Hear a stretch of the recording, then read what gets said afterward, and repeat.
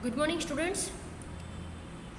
In previous class, we had discussed about properties of whole numbers. Which are they?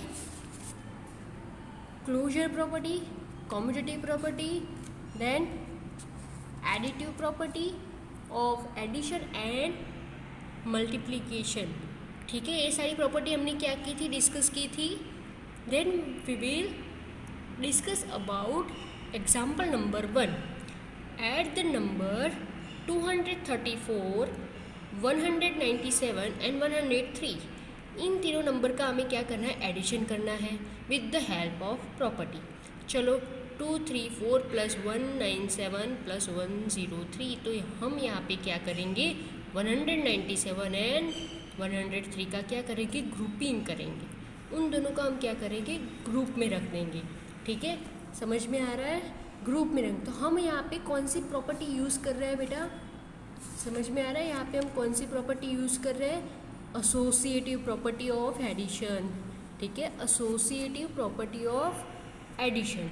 चलो पहले हम किसको solve करेंगे, तो पहले हम ब्रैकेट को सॉल्व करेंगे. मतलब कि ब्रैकेट में जो दो नंबर है उसका क्या करेंगे, हम एडिशन करेंगे.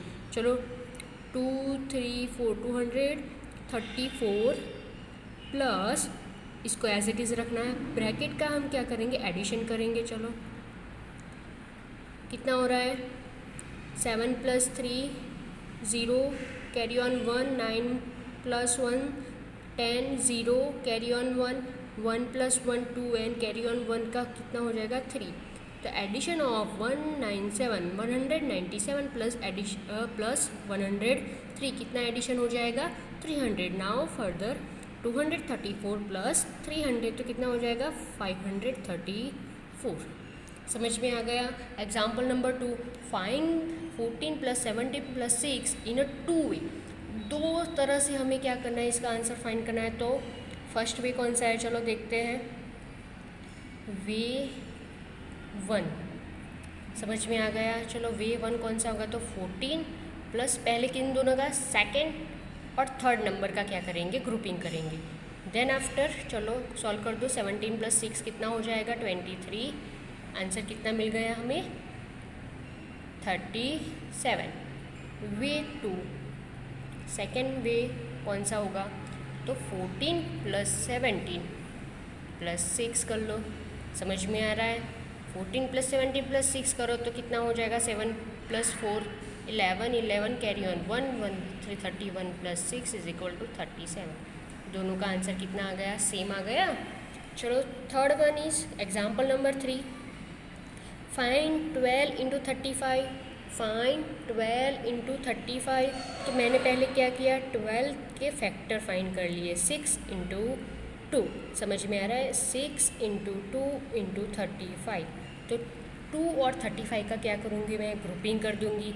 समझ में आ रहा है, डन, पक्का. ठीक है, और क्या करेंगे हम, 6 को एज इट इज़ रखो. 35 इंटू 2 7 0 70. 7 इंटू 6 6 इंटू 7 कितना हो जाएगा, 56. नो 6 7 सा कितना हो जाएगा, 42. सॉरी 42 मीन्स 420 आंसर आ जाएगा. समझ में आ रहा है. ठीक है, एग्जाम्पल नंबर 4. ये सारे सेम टू सेम एग्जाम्पल है. ठीक है, कुछ इसमें डिफरेंस नहीं है, बस ग्रुपिंग करना हमें इजीली पता होना चाहिए कि हम किन दो नंबरों का ग्रुपिंग करेंगे और मल्टीप्लिकेशन करेंगे तो हमें इजी नंबर मिलेगा. समझ में आ रहा है. यहाँ पे देखो 8 इंटू 1769 इंटू 125. अब मैं इन दोनों का मल्टीप्लिकेशन करूँगी, देन आफ्टर 125 से करूँगी तो मेरे लिए थोड़ा सा क्या हो जाएगा, डिफ़िकल्ट हो जाएगा. तो मैं क्या करूँगी, 8 और 125 को पहले मल्टीप्लाई कर दूँगी. 8 और 125 को पहले मल्टीप्लाई करूँगी तो मुझे कितना आंसर मिलना चाहिए, वहाँ पे 1000 आंसर मिलना चाहिए. ठीक है, और मल्टीप्लिकेशन में 1769 तो है ही, और ज़ीरो का मल्टीप्लिकेशन हम कोई भी नंबर के साथ कर रहे हैं. ठीक है, 10 के साथ हम 10 का मल्टीप्लिकेशन कोई नंबर के साथ करो, 100 का करो या 1000 का करो, तो लास्ट जो ज़ीरो होते हैं ना, 1 2 और 3, 1000 में कितने ज़ीरो है, 3. तो हमें नंबर के पीछे कितने ज़ीरो लगा देने हैं, 3 ज़ीरो लगा देने हैं. ये सारा मल्टीप्लिकेशन हमने 5th में जगह पे पढ़ा हुआ है. ठीक है बेटा, चलो फर्दर हम जाते हैं. एग्जाम्पल नंबर 5 में the school canteen charges ₹20 for a lunch and ₹4 for milk for each day. How much money do you spend in a 5 day on this thing. चलो पहले तो हमें बोला है कि लंच के ₹20 है और मिल्क के ₹4 है. ठीक है, समझ में आ गया. तो पहले तो हमें क्या करना है, एक दिन का हमें पता है वन डे के लिए एक दिन में ₹20 लंच के होते हैं और ₹4 मिल्क के होते हैं. तो हमें पहले तो 5 दिन का कितना फाइंड करना है, तो 5 डेज़ का फाइंड करना है. तो 5 डेज़ के लंच कितना हो गया और 5 डेज़ का मिल्क का कितना रुपीज़ हो गया, वो हमें टोटल फाइंड करना है. तो फर्स्ट मेथड कौन सी हो जाएगी, यहाँ पे 2 मेथड से कैलकुलेशन दी है हमें. तो मेथड 1, ठीक है. चलो पहले तो क्या करेंगे, फाइंड करो cost of lunch for 5 days. तो 5 इंटू ₹20 कितना आ गया, ₹100 हमारा कॉस्ट ऑफ लंच हो गया. कॉस्ट ऑफ मिल्क 5 इंटू ₹4, चलो ₹20 ये हो गया. ठीक है, समझ में आ रहा है. अब क्या फाइंड करना है, तो total cost of,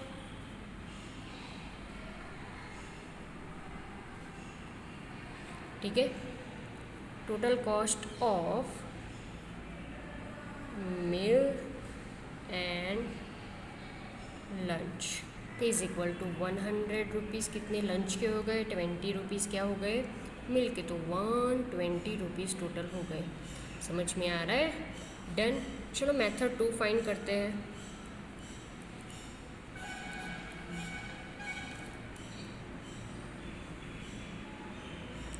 method 2, find the total amount for a 1 day. चलो 1 डे की हम क्या करेंगे, find the total amount for 1 day. समझ में आ गया. ओके, चलो अब क्या करेंगे, कॉस्ट फॉर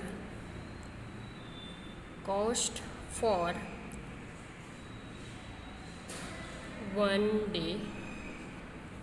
और उसमें क्या आएगा, लंच भी आ जाएगा, लंच एंड मिल्क. ठीक है, तो क्या हो जाएगा, ₹20 प्लस ₹4, ₹24 हो गए फॉर 1 डे के लिए. कॉस्ट फॉर 5 डेज़, तो कितना हो जाएगा, 5 इंटू ₹24, तो टोटल कितना, ₹120. ठीक है. एग्जाम्पल को हम अगर शो करना है तो किस तरह से करेंगे, 5 into 20 plus 4 is equal to 5 into 20 plus 5 into 4. Distributive property आ गई. ठीक है, समझ में आ रहा है. डिस्ट्रीब्यूटिव प्रॉपर्टी है, कौन सी प्रॉपर्टी है, डिस्ट्रीब्यूटिव प्रॉपर्टी है with addition. Multiplication over addition, multiplication के ओवर में क्या है, एडिशन है. यहाँ पे distributive property of multiplication over addition, मतलब कि यहाँ पे मल्टीप्लिकेशन भी है और एडिशन भी है. इसलिए पहले हम यहाँ पे क्या कर रहे हैं, मल्टीप्लिकेशन, देन उसके बाद एडिशन.